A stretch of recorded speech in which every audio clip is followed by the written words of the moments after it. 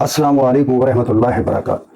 دوستو، ایک زمانہ تھا کہ جب عرب اپنی بیٹیوں کو زندہ دفن کر دیا کرتے تھے۔ اس کے بعد تھوڑا سا وقت گزرا، ان کو شاید عقل آئی،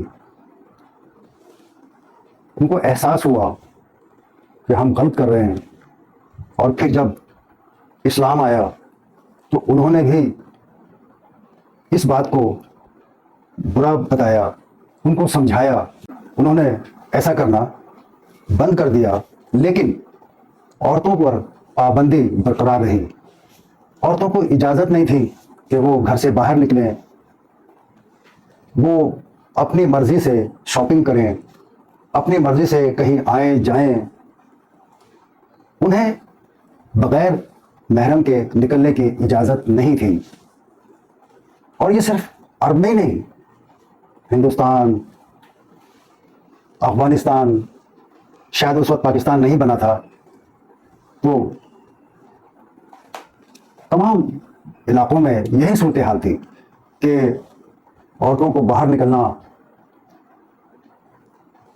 بہت مشکل ہوتا تھا۔ پھر آہستہ آہستہ جب گھر میں کوئی بیمار ہو جاتا یا خدا نخواستہ کوئی ایکسیڈنٹ ہو جاتا اور گھر کے مرد یا گھر کا مرد بازار سے سودا صرف لانے کے قابل نہ ہوتا تو عورت کو مجبوراً گھر سے نکلنا پڑا۔ لیکن آپ کو یاد ہوگا کہ اس زمانے میں ٹوپی والے برقعے چلا کرتے تھے، پورے جسم کو ڈھانپ کر وہ ٹوپی والا برقعہ ہوتا تھا، جو آج بھی شاید افغانستان میں رائج ہے۔ وقت گزرتا گیا، حالات تبدیل ہوتے رہے، لوگوں کی سوچ بھی تبدیل ہوتی رہی، اور آہستہ آہستہ لوگوں کو احساس ہوا کہ عورتوں پر اتنا ظلم ٹھیک نہیں ہے۔ ابھی پچھلے دنوں کی بات ہے، میں بازار کسی کام سے گیا تو میرے ایک پرانے دوست ملے، بہت تیزی سے جا رہے تھے۔ میں نے سلام دعا کے بعد پوچھا، بھائی اتنی جلدی کیوں، کہاں جا رہے ہو؟ بولا جاوید نہاری جا رہا ہوں یار، کھانا لینے کے لیے۔ میں نے کہا کیوں، خیریت ہے، بھابھی ٹھیک ہیں؟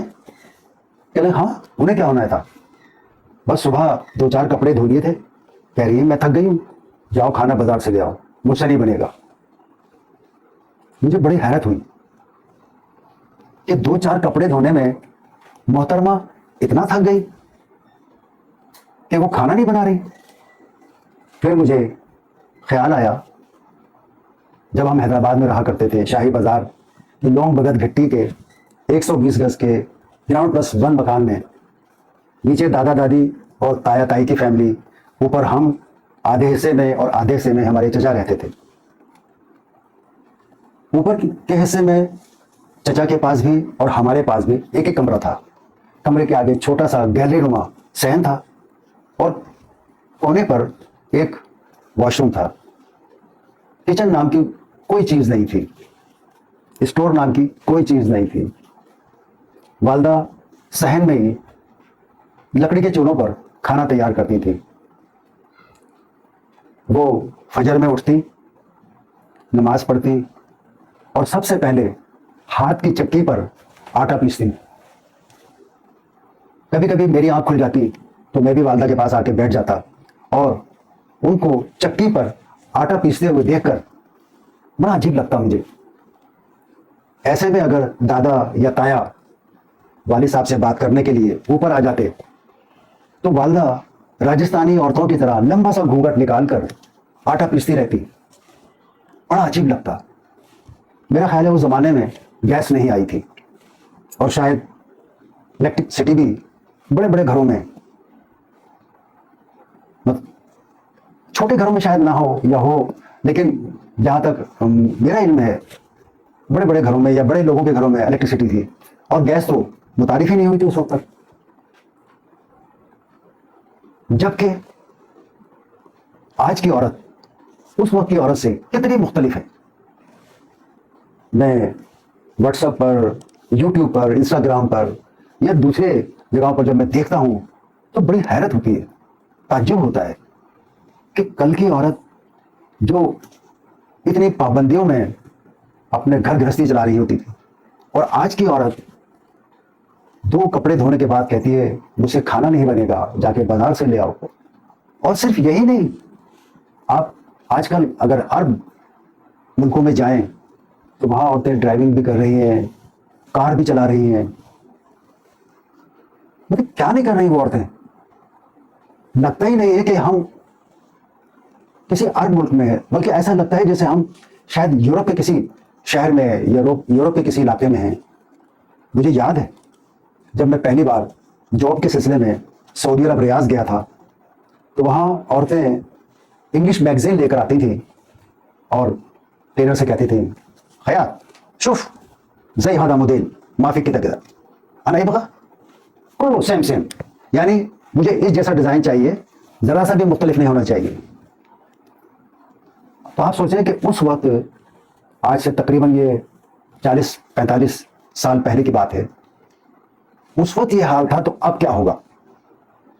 اب آپ جا کے دیکھیے عرب کنٹری کا کون سا ایسا ملک ہے جہاں عورتیں اسکرٹ نہیں پہنتی، عبایا پہنتی ہیں، لیکن اس میں بھی جین ہوتی ہے۔ ہاں میں یہ کہہ سکتا ہوں کہ پوری دنیا میں سعودی عرب ایک واحد ملک ایسا ہے کہ جہاں آج بھی اسلامی نظام رائج ہے، جہاں لوگ گناہ کرتے ہوئے، غلط کام کرتے ہوئے ڈرتے ہیں، خوف آتا ہے انہیں۔ بے شک آج وہاں کی عورتیں آزاد ہیں، وہاں کی عورتیں پرانے زمانے کی عورتوں سے مختلف ہیں، لیکن پھر بھی دوسرے عرب ملکوں کے مقابلے میں وہاں اسلام زندہ ہے، اسلام قائم ہے، اسلام رائج ہے۔ ایک بار میں سعودی عرب سے وایا دبئی کراچی آ رہا تھا، میں نے دیکھا کہ جدہ ایئرپورٹ سے ایک خاتون جہاز میں بیٹھی، عبائی میں تھی، پورا چہرہ انہوں نے ڈھانپ رکھا تھا، ایسا لگتا تھا کہ بہت ہی باپردہ خاتون ہے۔ جہاز میں بیٹھنے کے بعد جیسے ہی جہاز اڑا، یقین کیجئے 10 یا 15 منٹ کے بعد ان خاتون نے عبایا اتارا، اس کو لپیٹ کر باسکٹ میں رکھا، اور جین اور شرٹ پہن کر وہ سیٹ پر بیٹھ گئی۔ لگتا ہی نہیں تھا کہ یہ وہی خاتون ہے جو عبائے میں آئی تھیں اور جہاز میں بیٹھی تھی، لگتا تھا یہ کوئی اور ہی خاتون ہے، وہ تو کہیں اتر گئی۔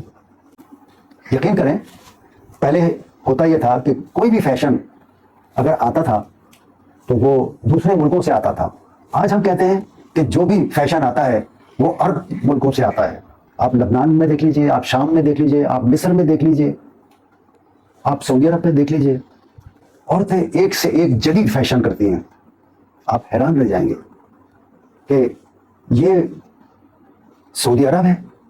سنا ہے کہ اب سعودی ولی عہد محمد بن سلمان ایک نیا شہر آباد کرنے جا رہے ہیں، جہاں دنیا کی ہر آسائش آپ کو وہاں ملے گی۔ آپ اس شہر میں جانے کے بعد ایسا محسوس کریں گے کہ جیسے آپ کسی یورپ کے شہر میں ہیں۔ محمد بن سلمان نے عورتوں کو بہت آزادی دی ہے۔ جو عورتیں کبھی بغیر محرم کے گھر سے باہر نہیں نکلتی تھیں، آج وہ شاپنگ کرنے جاتی ہیں، تنہا جاتی ہیں، ڈرائیونگ کر رہی ہیں، دفتروں میں جاب کرتی ہیں۔ کون سا کام ایسا ہے جو سعودی عرب کی عورت نہیں کر رہی؟ لیکن یہ سارا کریڈٹ محمد بن سلمان کو جاتا ہے۔ انہوں نے بہت اچھے کام کیے ہیں، نو ڈاؤٹ، بلا شبہ بہت اچھے کام کیے ہیں، اور ان کے نام کو تاریخ میں بڑے سنہری الفاظ میں لکھا جائے گا۔ سعودی عرب کو بدلنے میں، سعودی عرب کو ترقی دینے میں، سعودی عرب کی تقدیر بدلنے میں محمد بن سلمان کا بہت بڑا ہاتھ ہے، بہت بڑا ہاتھ ہے، ان کی کوششیں ہیں۔ مجھے یاد ہے گزشتہ دنوں کسی غیر ملکی صحافی نے سعودی ولی عہد محمد بن سلمان سے ایک سوال کیا تھا کہ آپ نے سعودی عورتوں کو جتنی آزادی دی ہے اس سے پہلے کبھی انہیں وہ حاصل نہیں تھی۔ تو محمد بن سلمان نے انہیں جواب دیا، ہم خواتین کو گھروں میں بٹھا کر قید نہیں رکھ سکتے، ہم چاہتے ہیں وہ مردوں کی شانہ بشانہ سعودی عرب کی تعمیر و ترقی میں حصہ لیں، وہ سعودی عرب کو آگے بڑھانے میں ہمارا ساتھ دیں، اور بلا شبہ سعودی خواتین یا عرب خواتین بہت باصلاحیت ہیں۔ افسوس کہ کبھی بھی ان کی صلاحیتوں کو استعمال نہیں کیا گیا، ہمیشہ خواتین کو پیچھے رکھا گیا، لیکن ہم ایسا نہیں کریں گے۔ ہم خواتین کو آگے لائیں گے، اور ہم چاہتے ہیں کہ خواتین سعودی عرب کی ترقی میں اپنا کردار ادا کریں۔